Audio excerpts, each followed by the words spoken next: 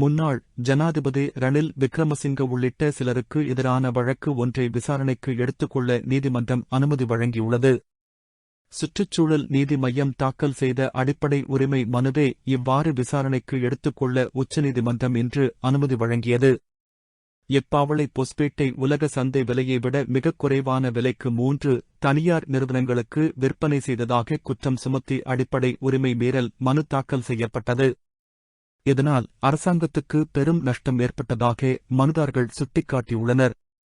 குறித்த நிறுவனங்களின் கோரிக்கையின் அடிப்படையில் 10,000 மெட்ரிக் டன் எப்பாவளை பொஸ்பேட்டை குறிப்பிட்ட நிறுவனங்களுக்கு விற்பனை செய்ய தீர்மானித்தது. இது தொடர்பில் கடந்த 2023 ஜூலை மாதம் 6ஆம் திகதி லங்கா பொஸ்பேட் லிமிடெட் நிறுவனம் கைத்தொழில் அமைச்சின் மேலதிக செயலாளருக்கு எழுதிய கடிதத்தின் மூலம் அறிவித்திருந்தது.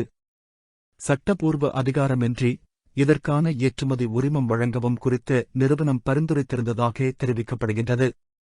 இந்த கொடுக்கல் வாங்கல் சட்ட விரோதமானது எனவும் இதனால் நட்டம் ஏற்பட்டதாகவும் தெரிவித்து மனு தாக்கல் செய்யப்பட்டுள்ளது.